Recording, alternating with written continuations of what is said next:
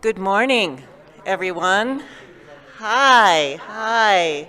My name is Karen Roberts, and I am so grateful for this opportunity to be your platform assistant this morning. And it is my pleasure to welcome you to Unity Santa Fe, our interspiritual community, and to our Unity Santa Fe experience. Unity is a positive path for spiritual living that empowers us to create a more meaningful and abundant life by applying practical spiritual principles that are totally accessible for us to use in our daily lives. It is my heart's desire to support you in knowing your magnificence and your unlimited potential to live your life centered in peace, wisdom, and love, so that no one and no thing can disturb the calm peace of your mind. We are in week 2 of our Adventures in Faith and the book Falling into Ease by Reverend Eliza, our transitional minister. The theme today is creating space, and the color is orange, and our guest speaker today is Peg Durkee. As we get started, please affirm with me today our mission statement. And as we read this, I really want you to feel into it, because we're going to navigate through this transition and we're going to activate this statement into being. Together, our mission is to raise consciousness, transform lives, heal the planet, one person at a time, beginning with me. Feel that. Feel how it feels to begin with me, the me that is I, the I that is the Spirit that lives and breathes and flows through us as divine energy, divine mind, and divine love. And so it is. Amen. Well, today's guest speaker is Peg Durkee. And Peg has been a member of Unity Santa Fe since 1977. She was our church administrator for 5 years. She is the head of the prayer chaplains, and she is a second-year student in the Unity Urban Ministerial School. Okay, good morning, everybody. My name is Peg. I know lots of you and not lots of you, and good morning, Zoom world. We started early. Hello. Okay. Today we're going to talk about, not sure what chapter it is because it's a bunch of chapters out of our Adventures in Faith book, Falling into Ease. And today we're going to be talking about creating space. But like for us, we don't have a slide of it. It's a very easy affirmation, but the affirmation for this week is, and I'll say it and then we can say it together, I consciously create space in my mind, my being, and my life. So say that with me together. I consciously create space in my mind, my being, and my life. All right, that's what we're going to do today. So get ready, buckle up. Okay, I'm going to move these. Okay. Also, what I'd like to do is just to take a moment. Everybody close your eyes for me. And let's just center ourselves in this moment, in the right here and the right now. Feeling your feet on the floor, your seat in the seat. And take a deep breath. Dear Holy Spirit, we are grateful for your presence in this moment with us. Thank you for being the light that shines in our minds, that we may hear what is ours to hear today and speak what is ours to speak. Whenever 2 or more are gathered, you are among us, and we are grateful for this awareness. Amen. Thank you. Oh, thank you. Thank you. So my first question is, how many of you have ever had a spiritual experience, a spiritual awakening, a deep moment of peace or love or gratitude in your life? Let me see everybody's hands. Okay, how many of you have felt a love in your life for an animal, for a spouse, for a friend, for the beauty of a sunset? Oh, that got the big hello. All right. All right, just remember. I want you to remember that feeling.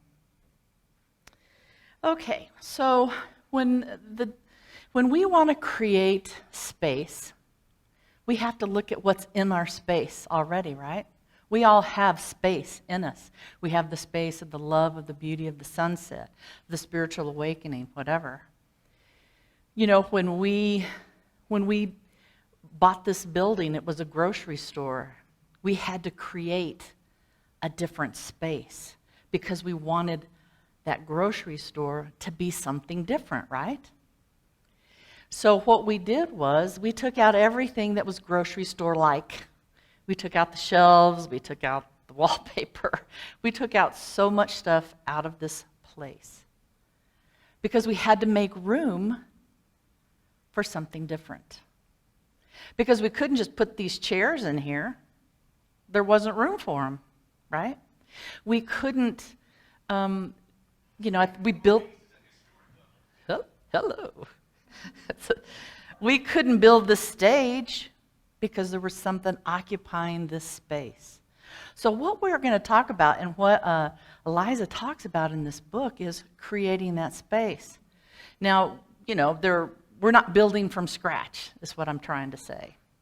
We are building on and getting rid of in order to create the space in our mind, our being, and our life that brings more joy and peace and happiness in our life. I mean, would everybody say, yes, I want that? I mean, is that something that everybody in here wants? I want it. I absolutely want it, right? So, when we got the new carpet, we had to take everything out to bring in the new. So what are the things that are in our space that don't work for us? And what do we do with those things? How do we get rid of them to bring in more new stuff? Eliza says that, in the world right now is really fraught with fear and anger and danger and violence, people yelling at each other. We have Karens, which I think is so funny in a sad way, but we have so much unhappiness in the world. And that comes to us through our media, through Facebook page, through if we're watching that and doing that. So one of the things that we can do right off the bat is kind of maybe turn that stuff off. You want to be informed, right? But if we're creating fear in our lives, we're never going to have peace. Peace and fear cannot coexist. So we need to make the peace bigger so that the fear can go. So creating space is about, first of all, how do we do that? We have to surrender to whatever it is that's going on, right? We surrendered. We accepted that this was a grocery store. We didn't just go, oh, it's a church now, and start doing stuff. We had to go, okay, so this is what we have. This is where we are. What's our plan? So we had to kind of come up with a plan. And now, what I know about myself, and I'm going to talk solely about myself, is that I have, and I believe this is true for probably everybody I know anyway, is that I have a lot of issues still. I've done a lot of work, I'm telling you. I have done therapy like you wouldn't know. I probably need some right now, right? But I do that to help me clear out the house, to help me make room for what I do want, okay? So therapy is a great way to do that if you have some deeply rooted stuff that you've never decided to deal with. But a lot of times we spend our time not wanting to look at that stuff because it's too fearful or it's too scary. Sometimes we just don't know it's there even, right? We're all computer chips. Our brain is just one big computer chip, right? And I remember when I was little, I was about to run into the street, and my mom said, "Don't run into the street. There could be a car coming." And I went, "Oh my God." So my little computer chip went, "Don't go into the street. It's not safe." Right? Because that was such a shocking thing. So my computer chip did what it was supposed to do, but I carried that my whole life. It's a very subtle thing. So that's where some of the fear that we have, we don't really know comes from.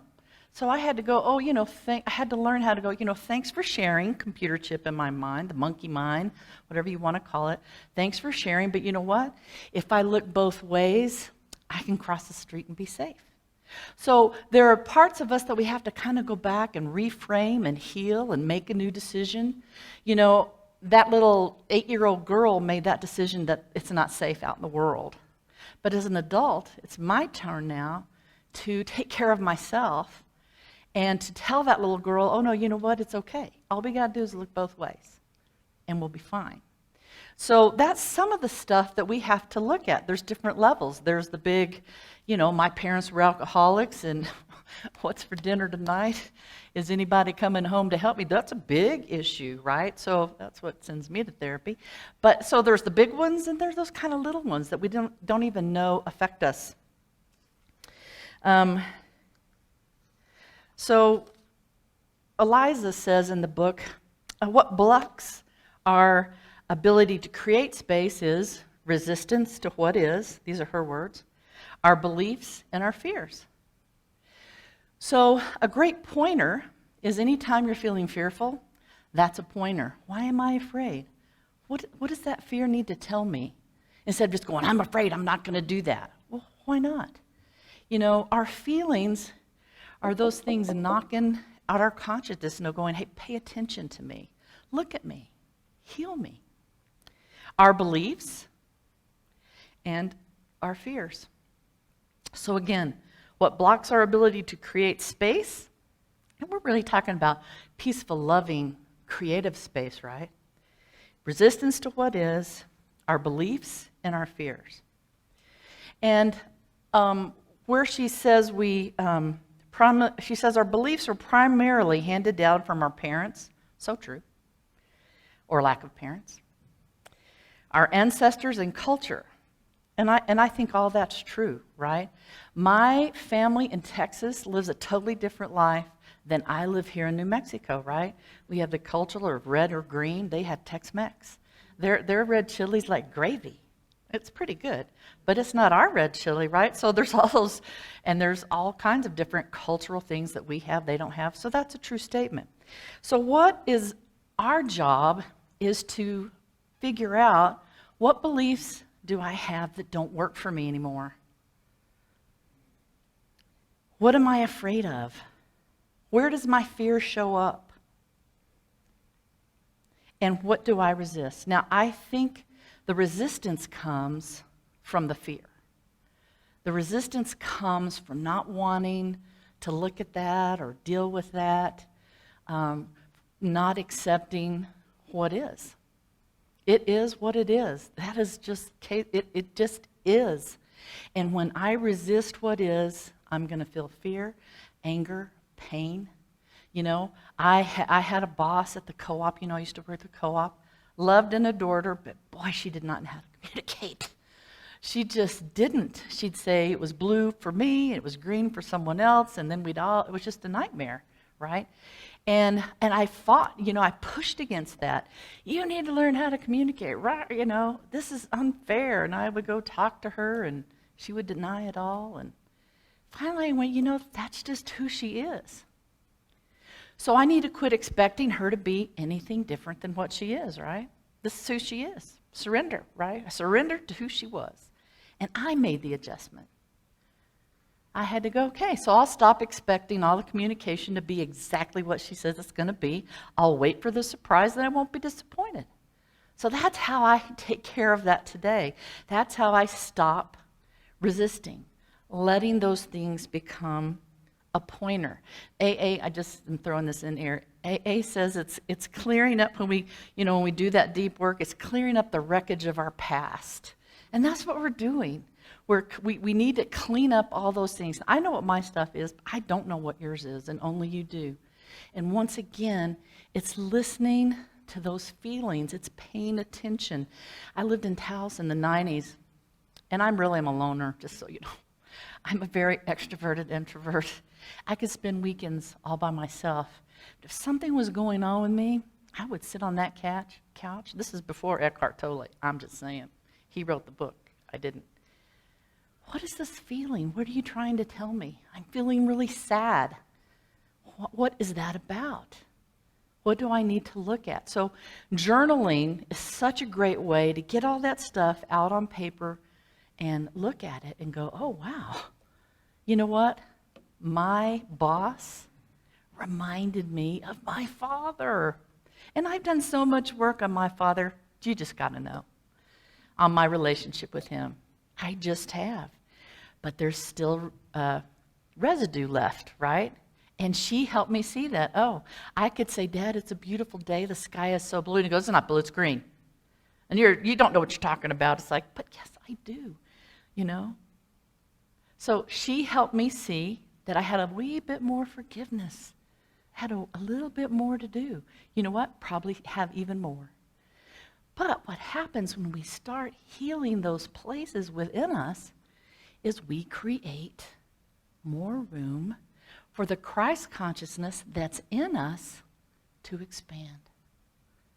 The Christ consciousness, this place inside of you, is always there. That's what gives us our strength, isn't it? You know, when we know that place, when we live from that place, that's our strength. That's who we become more of while we're still working on all these little things. Okay. Now, so I want to point out that the name of the book is Falling into Ease. Now, I don't know anybody but daredevils who really find any pleasure in falling at all, right? So the falling part can be seen as not so comfortable, right? It's not so comfortable to sit there and go, really? I have more stuff with my dad I need to heal? Are you kidding me? Right? I've done so much work, but here it is. You mean I had my resistance towards, or my, there was a time when I was at the co-op, I really wanted out of there.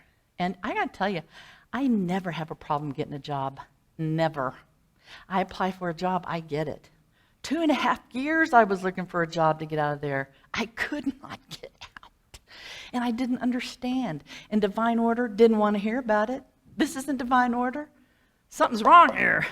What is wrong? Oh, it's because I'm old. Oh, it's because no one, so of course I internalized that, made it about how bad it was, instead of just going, you know what? It really is divine order. When I finally surrendered to whatever was going on, I said, you know what, God? If you want me to work at La Montanita Co-op for the rest of my life, please help me want that. If that is what divine order is, please help me want that. I just surrendered. 2 weeks later, I got a job. 2 weeks later, I got the job. I had been trying to surrender. I had been forcing a surrender, right? Okay, well, I don't know. When I surrender, it always works. It just wasn't working because I wasn't really buying it.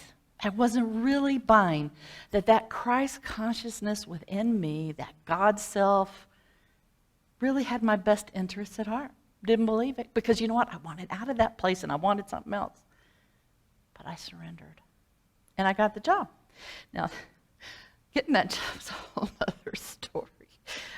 That's for another day, though. But anyway, it was tough. It was tough getting there. But anyway, okay. In order to do all this work, we do have to have an awareness. We have to have a willingness to be honest with ourselves, about what's going on in our life. It does take kind of that willingness to do that. But, Brendalyn, don't we miss Brendalyn? Isn't it kind of weird? Just going to call that. Because I know she's just not on sabbatical, right? She's gone. It's kind of interesting. But anyway. But Brendalyn used to talk about the pearl of great price. I'm going to tell you what the pearl of great price is. It's our Christ consciousness. It's that place inside of us that God resides. It's that place inside of us where that love sits. It's that place. And once we keep getting tastes of that place, once we experience that place over and over, then we will do anything it takes to continue to grow there, right?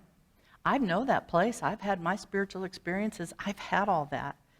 But I'll still choose to watch Ink Master than maybe read my book for my lesson for school, right? What's going to bring me closer to God? It's not Eat Master. Though it does make me laugh sometimes. But anyway, you understand what I'm saying. I'll go, yeah, I'm going to go do this now. I'm going to go distract myself, right? It takes a lot of work in the beginning. I know this is about ease. I'm just trying to tell you in the beginning, it takes a bit to get to the ease. Okay, so in order to surrender, we have to be aware of that which needs to change or be healed or forgiven. And that's the falling piece, is realizing, we have a little bit of work to do. The Course in Miracles calls it removing the blocks to the awareness of love within us. Now, removing blocks seems much easier than doing resentment inventories or going to see a therapist, right? So there is a lightness to it. The thing that makes it hard is our attachment to our story, to being right. I want my husband, my husband needs to do exactly what I tell him. Our life would be so much better. I swear it would be, and it would be in my mind. But I have to let that go, right? So my attachment to what I think is right hinders me, stops me from growing, instead of just surrendering to what is. What does this challenge before me? How can this bring me closer to God? What is this that I can heal that brings me into that place of awareness of the Christ consciousness within, right? So just know this. It's our resistance that causes our pain every single time. I know I said I'd talk about just me, but okay. That's what I think for me. So when we talk about our beliefs, those things that we grew up with, whatever, my favorite story to tell is my belief about God. I got sober at a very early age because I came from a long line of alcoholics. I knew what was coming, right? And in all of that growing up, boy, I hated God. I was so angry at God. I'd gone to a Baptist church, where they scared the hell into me, right? And so I had a lot of issues. And so in the 12 steps, I went to AA, but mostly it was an outpatient program who used their 12 steps, and it said the God of your understanding. Well, my understanding was God was going to get me, for sure. He already had, and he was going to continue. He was not loving and kind. He was angry and revengeful and all those things, and they wanted me to surrender that. It's like, oh, I don't think so. I do not think so. But I had this lovely, lovely sponsor. And she goes, that belief's not working for you. And it's like, no, it's not. She goes, so fire that God. Go get another one. And I went, I can fire God? And she went, absolutely. And it's like, okay, you're fired. And that's how I found unity. Because I was searching. I knew I didn't want the Baptist church, and unity was kind of big in AA back then. And that's how I found unity. And I walked in the door. And I went, oh my God, this is it. This is the God I want.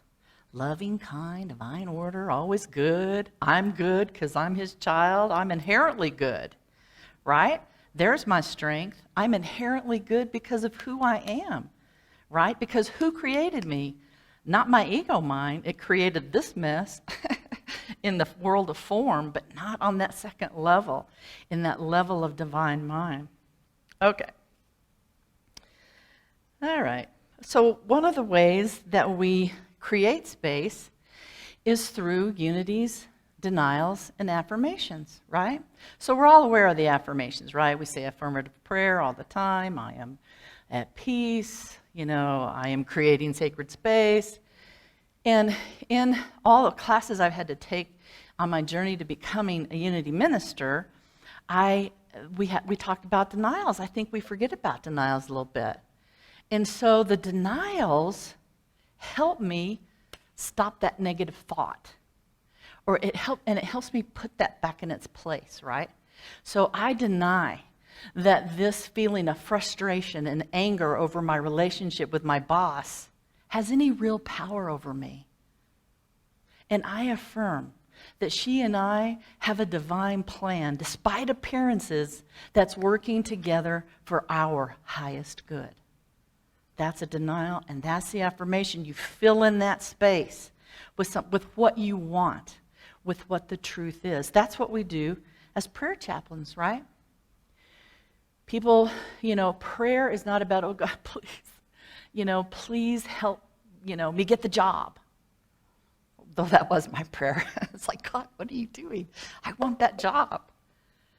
Prayer is going in to this sacred space within us and praying from that space, not from our ego, not from if I get the job, I'll have more money, life will be easier, I can do things for my son, I could buy a new car. That's all my ego. When I go into that place, that still small place, and then I go, oh yeah, this or something better. Divine will is, despite appearances, and is always for my highest good, right? So that is what is so marvelous about the denials and affirmations. And then we take that into a deeper place. We take that into, Brendolyn always said, what are the ways? Prayer meditations. That's, our 5 unity principles. The last one is prayer meditation. So how many people in here have a prayer practice, a meditation practice? Okay. So in the beginning, I was so lucky when I got sober. I met Unity. I met somebody who taught me how to meditate, a little guru from India. Found Unity, prayer, and the Course in Miracles, all within like 3 or 4 years. So I was bound for glory. Okay, anyway, and ended up here. But anyway, so I would sit there, right, because I had this belief about what meditation was, that you sat in meditation, you automatically just felt loving and kind and spiritual and peaceful. But that was not what was happening to me. I couldn't sit still. I couldn't shut my mind off. It was not fun. And, he'd go, oh, it's great, it's great. It's like, because I didn't want him to think I wasn't doing it right. I must be doing something wrong. It must be my fault if I'm not feeling those things. And finally, one day I said, well, I'm just not getting it. And what he told me is sitting in a meditation practice, and this is at the beginning, the process of meditation is a clearing, is to clear out, is to give space for all that race consciousness, right? The race consciousness of the world is that ego thought system, right? And boy, there are a lot of negative thoughts in that thing, right? And I'm not holy enough, smart enough, there enough to always live out of my divine mind. That's my goal, but I'm not there all the time. And so my thoughts were doing exactly what they were supposed to do. They were supposed to rise and go away, come to pass. That's what the process of sitting in meditation is all about, in that beginning piece. And he said, when those thoughts come up, just pretend like you're at a parade. Don't attach yourself to them, right? Don't resist them. Don't make them your story. Just go, oh, there's that thought that I'm not good enough. Oh, there's that thought that I'm never going to be really happy. Oh, there's that thought that, I'm always just going to be working at Target for the rest of my life. Oh, there are those thoughts. Let them go. And he said it was like this. And I think it's true. It was such a good visual for me. He said it was like turning on the water in the sink, a glass of milk that's coagulated. I'm sure that's never happened to anybody, but it happened at my house. That milk gets kind of chunky. And if you just turn the faucet on, it starts cleaning that glass. It takes a while, and big chunks of, coagulated milk pop up, rise over, and come and go, and come and go. It takes a while, but eventually that glass will be cleaned. And that's what we're doing when we do our work, when we do our denials and affirmations, when we sit in meditation. We're letting so sometimes those big chunky things might come out. And we might go, God, I got some work to do on this. I have some forgiveness I need to do here. I don't like that. But if we continue to sit there and continue to practice, then the benefits do come, right? And I would have those moments where I'd have a challenge, I'd have a problem, I'd do whatever, I'd go sit in meditation, I'd pray about it, and nothing would come, right? Has anybody had that experience, right? But boy, a few minutes later when I'm doing the dishes, or I'm making my bed, or I'm vacuuming, boy, then the answer just comes. Because I'm not focused on it, I've let it go, I surrendered it, and then it's like, oh. So I had a little thing about my message today, and I thought, man, I need to think of this thing, and I went, I'm not going to worry about it. I'm just going to, it will find me. The thing that I seek is seeking me, and it will find me, and it did. I was so happy. It's like, oh, it worked. Okay. Good day for it to work, because I'm coming here. Okay. And so what we're talking about, Eliza talks about in her book, as far as affirmations go, right? So if we just say, I am prosperous, right? I am prosperous. Money is coming to me now. I am a money magnet. So we say all these really positive affirmations, but if we have a core belief that I never have enough, those affirmations can only do so much. They can't be quite as powerful.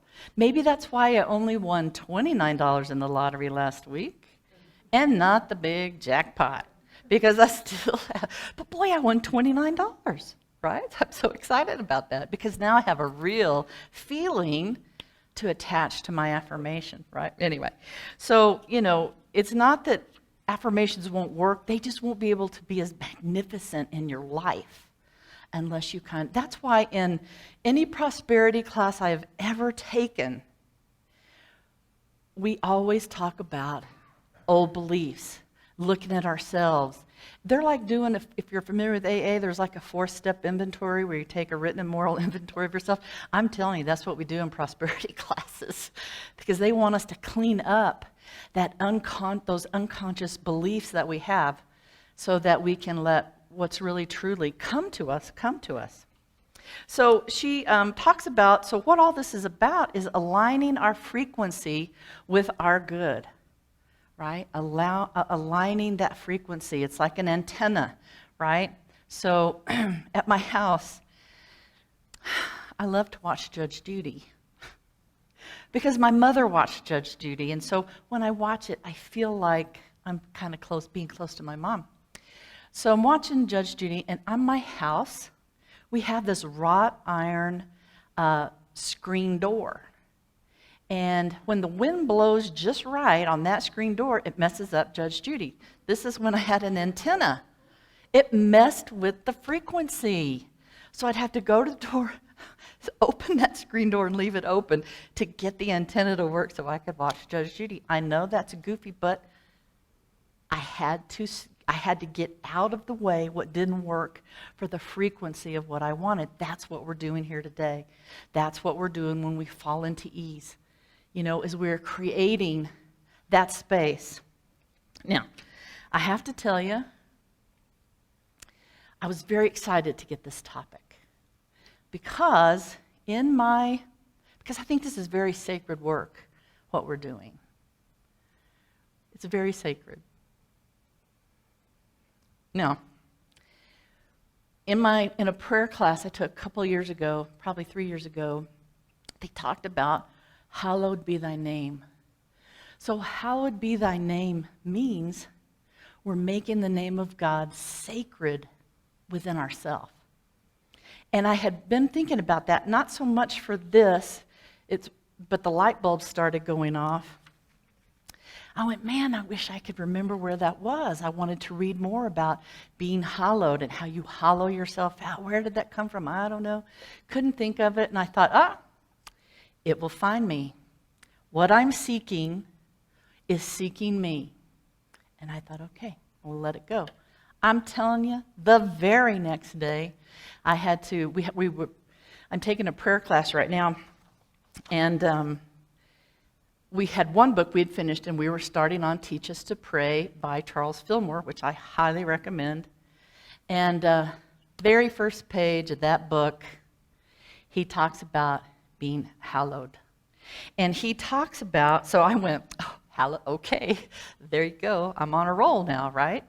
I'm on a roll, thank you, God.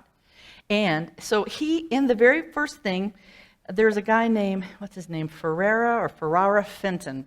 I didn't have enough time to really investigate who he is, but Charles Fillmore really likes him.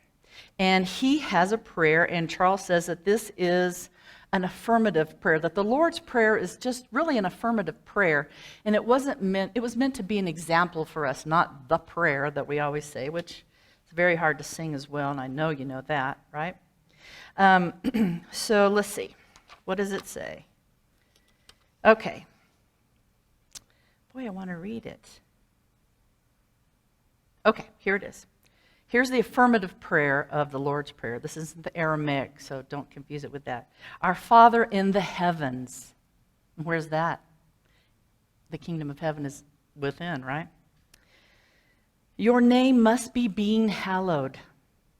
Your kingdom must be being restored. Your will must be being done.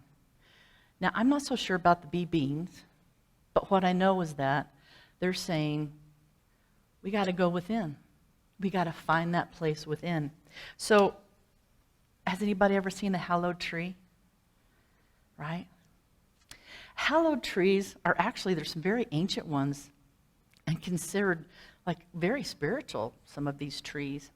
But a hallowed tree, what has happened to that process is that, the tree takes in all the minerals from the earth, from the rain, from everywhere, and it starts discarding what is old, what the fungi has been eating, and it repurposes what's there to use to continue to build. So that's what we're doing when we're creating this space. We are hollowing out those parts inside of us that no longer serve us, that keep us from experiencing that Christ presence within. Does that make sense? It's like such an awesome visual that we are making sacred the name of God within us, our Christ consciousness, by letting go of everything that is not like God. And it's tough. Here's the deal. The more we do it, the easier it becomes. Then the ease starts taking place. Then the ease comes because we're living from that place. And every time we have a fearful thought or a negative thought, I have a lot of those when I'm driving. That's where I let my aggressions out. I mean, I don't flip anybody off or shake my fist, but it's like, I'll scream because I know they can't hear me. But anytime I have those, I'm trying to go, oh yeah. Everything's in divine order. That red light is what's supposed to be happening right now, and I just kind of surrender that. But every time we make that decision, the Course of Miracles says, choose once again. Make another decision. Every time we decide for the Christ nature within us, it strengthens that muscle. That's what helps that Christ consciousness within me become my point of reference for looking into the world. That's how I get there. And I choose again, and I choose again, and I choose 100 times a day. But it's just like lifting weights. I get stronger and stronger, and it becomes more natural. And then what happens when you lift weights and you've been doing your 8 pounds, then you go up to 10 pounds, and then you're ready for the 20 pounds. So then when we're ready for that big chunk to come hit us in the face, like I still have work to do with my mother, I'm ready for it. Because I have been deciding over and over to practice the presence of God within me. That's what I've been doing. Okay, so I got 5 more minutes. So one of the books, and what I want to say is, we'll do that in a minute. Never mind. One of the books we're reading for the prosperity class I'm taking is called Even Mystics Have to Pay the Bills. Now, when I first heard that book and when I was here, I went, it should just be free. People should just help people for free. I was so silly. I was so judgmental, right? And so I never read the book. I had so much judgment in it, but I had to read it this time. It's like, oh man, this guy is awesome. This guy is telling us to go within. And his goal is to get to the place inside where we have no needs. What does that sound like? You come into that place of Christ consciousness within you, and you rest there. My husband doesn't need to change. I don't need a new job. I don't need a new car. This is what I need, to be resting in the peace of God within me. Now, and then when I come out of that place, I can still go get a new car, but I don't need that new car. And if I don't get the color I want, then I'll hang out and wait for the color I want. But do you understand that difference? Do you see that? The place of no needs is the most powerful place you can be, and it is the place where we create the life that Karen's going to talk about next week. That space, right? That's where we create the grand vision from coming from that place of no needs. Now we just have a want. And our wants can change, and we don't have to be attached to them because we know the truth of who we are. Okay. So it's time for us to close our eyes and bring our awareness back into this moment. And let's create some space right now. So everybody take a deep breath. Relax your shoulders. Feel your feet on the floor. Be right here, right now. Breathing in peace and awareness.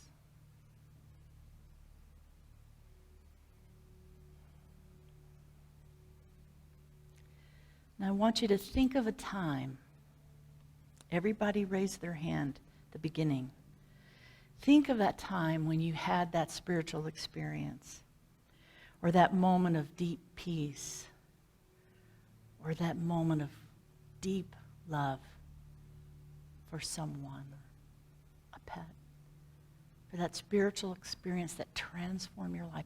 Bring the feeling of that moment into this moment. And just feel that in your heart.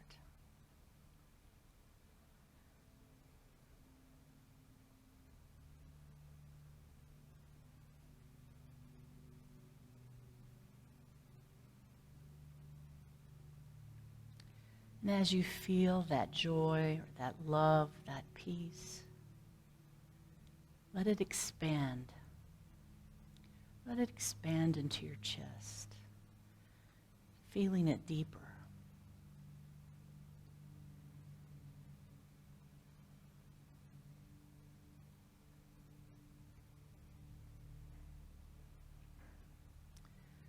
Now let that feeling grow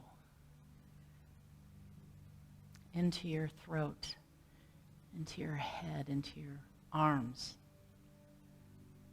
Feeling it fill your whole physical body.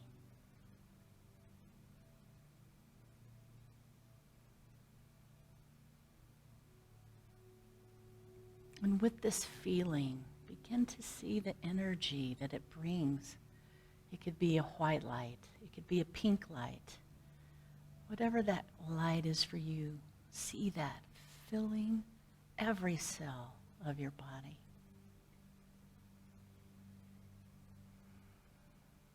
Flowing through you with effortless ease.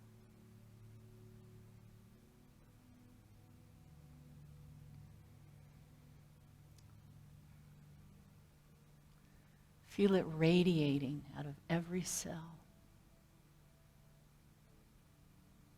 I want you to hold this feeling, and I want you to think of a challenge that you're having right now in your life. It could be with your boss, it could be with your spouse, it could be with loss. It could be a desire you have that's not manifesting. So bring that challenge into your mind.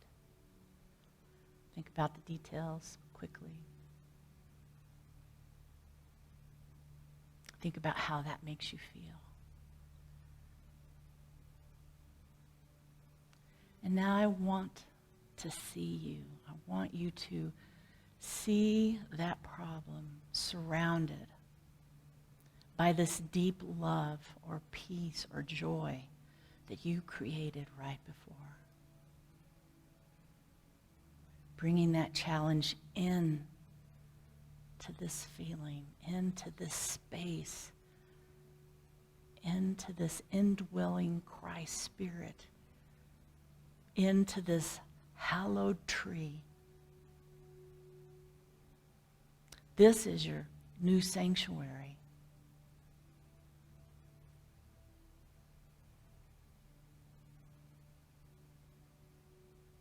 And rest in this peace, and this love, and this joy for a moment longer.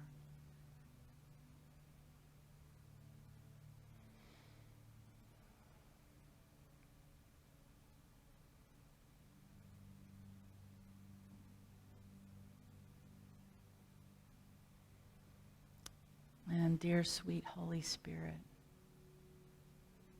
we say thank you for an awareness of this peace, this presence within. We say thank you for the awareness that we can take any challenge, any belief, any hurt, any anger into this hallowed place within us where it is transformed and healed. We are so grateful for an awareness of this presence. We are so grateful for the awareness that we can do this anytime we need to. We have created this sacred space. And we say, thank you, thank you, thank you, that it is so. And so it is. Amen.